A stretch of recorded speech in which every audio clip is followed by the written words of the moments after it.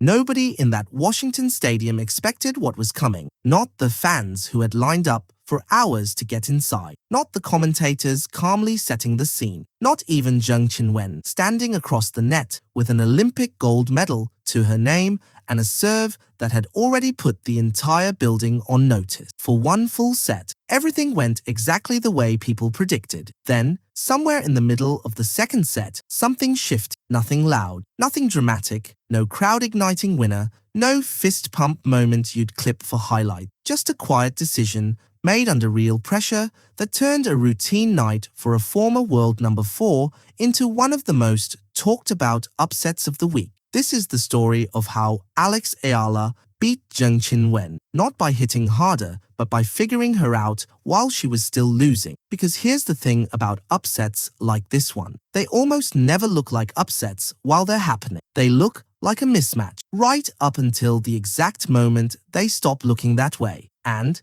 by the time anyone in that crowd realized the match had actually turned, it had already turned. On paper, this was not close. Qinwen Zheng arrived in Washington as an Olympic gold medalist from the Paris game, a former world number 4 and one of the heaviest servers on the entire WTA tour. She was playing on a wild card after injury had dropped her ranking, but nobody watching her warm up would have guessed that from her ball striking. Alex Eala, the Filipino rising star, was the one still climbing, world number 28, with the kind of talent everyone could see, but a resume still being written match by match. The two had only crossed paths once before, a 3-set semi-final at the 2023 Asian Games in Hangzhou, which Zheng had won. This was Eala's chance to settle that score. Nobody thought she'd get the chance in the way she did. Add to that, the setting. This wasn't a quiet, early round match on an outside court. Washington had been buzzing for weeks about Eala's arrival. Tournament organizers later admitted that a huge share of ticket inquiries in the lead-up to the event were about one thing only. When is Alex Eala playing? The crowd that showed up wasn't neutral. They came expecting a show, and for the first hour, they weren't sure they'd get one, because for the first hour, the script wrote itself exactly as expected. Zheng's serve wasn't just a weapon that night, it was the entire game plan. Ball after ball landed with pace that pushed Eala several feet behind her own baseline before a rally had even started. And whenever Zheng got a short reply, she pounced immediately. One heavy ground stroke, sometimes two, and the point was gone. Eala, meanwhile, was working for everything. Every service game felt like a small war. Every point had to be earned the hard way, through grinding, through patience, through simply staying alive long enough to see what Zheng would do next. The first set went to Zheng 6-4. The number on the scoreboard made it look competitive. It wasn't. Zheng had dictated almost every exchange, and by the time she served it out, she'd racked up double-digit winners against a much quieter output from Eala. This is usually where young players start to unravel. Down a set to an Olympic champion, the temptation is to force things. Go for bigger shots, take bigger risks, try to end points before you've earned the right to. That's how comebacks die before they even begin. You can almost predict it. A rushed forehand into the net, a wild backhand sailing long, frustration creeping into the shoulders, and suddenly the score isn't 6-4, it's 6-4, 3-0, and the match is effectively over. Eala did not take that path, and that decision, the choice not to panic, is the real starting point of everything that followed. Instead of chasing something spectacular, Eala started paying attention. She wasn't trying to win the match in one swing anymore. She was trying to understand it. Every rally, every return, every service game became information, a small clue about how Zheng liked to attack, when she liked to attack, and, more importantly, when she didn't have an answer ready. And then, things got worse before they got better. Zheng broke serve again early in the second set. Eala wasn't just down a set anymore, she was behind again, facing a player who had barely put a foot wrong all night. This is the exact moment where belief usually disappears. The opponent is an Olympic champion, she's serving rockets, she's already shown she can close matches out. But something about Eala's body language didn't match the scoreboard. She wasn't rushing between points, she wasn't hunting for a miracle shot to change everything in one swing. She looked, if anything, calm, like she'd started to see something the rest of the stadium hadn't caught on to yet. The commentators hadn't picked up on it yet. Even Zheng, still playing with total confidence, gave no sign she sensed any danger. But somewhere in that stretch of the second set, the match had quietly started slipping away from her, and almost nobody in the building knew it yet. That's usually the moment right before everything turned. Here's the part that's easy to miss if you're not watching closely. Eala didn't flip the match with one big shot. She flipped it with one decision. She stopped trying to end points early and started making Zheng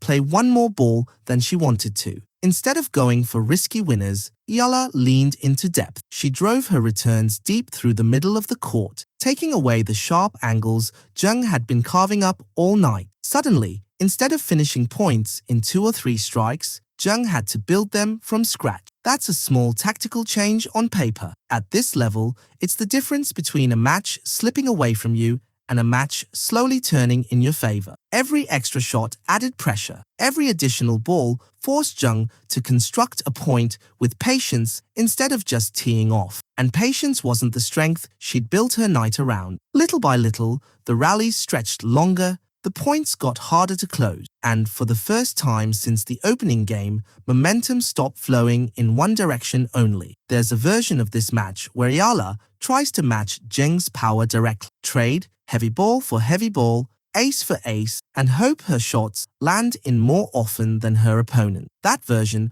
almost never ends well against a former world number 4 with one of the tour's biggest serves. Eala's version was smarter. She wasn't trying to outmuscle an Olympic champion. She was trying to make her uncomfortable, one extra shot at a time, until discomfort turned into hesitation. Then, Eala found something bigger. It wasn't Zheng's forehand. It wasn't her movement. It was something much smaller and far more decisive. Her second serve. When Zheng's first serve landed, she was in total control. Overwhelming pace, immediate pressure, rallies on her terms. But the moment that first serve missed, everything about the point changed. Eala started stepping in. She took her returns earlier, drove them deep and heavy toward Zheng's body, and forced her into awkward, defensive first shots instead of the commanding position she'd enjoyed all match. That single tactical read completely rewired the rhythm of the contest. Missed first serves, once a minor inconvenience for Zheng, suddenly became genuinely dangerous. Points that used to end in 3 shots were stretching to 6, 7, sometimes 8 shot exchanges. Exactly the kind of tennis that rewarded Eala's discipline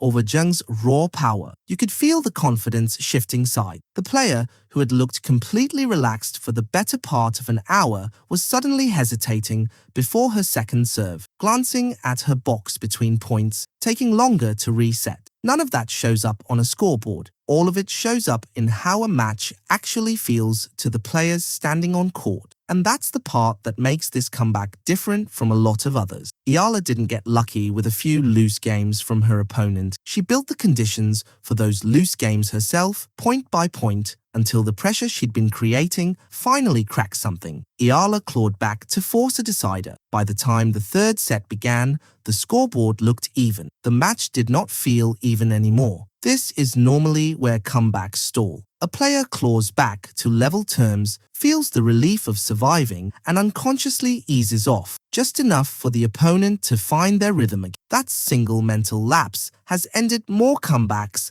than any missed shot ever has. Eala didn't take her foot off anything. If anything, she sharpened. Every second serve from Zheng got attacked immediately. Every deep return forced another uncomfortable rally. The pressure that had been quietly building over the last hour finally boiled over. Eala reeled off a stretch of 7 straight games across the end of the second set and the start of the third, racing out to a commanding 4-0 lead in the decider before Zheng could even find her footing. Zheng, to her credit, broke back once to get on the board. It didn't matter. Eala answered immediately, took control again, and served out the biggest win of her season. Final score 4-6, 6-4, 6-1 in a battle that lasted just under 2.5 hours. For the full match, Zheng still finished with more raw firepower on the stat sheet. 14 aces to Eala's 4. But aces don't win matches on their own. What wins matches is what you do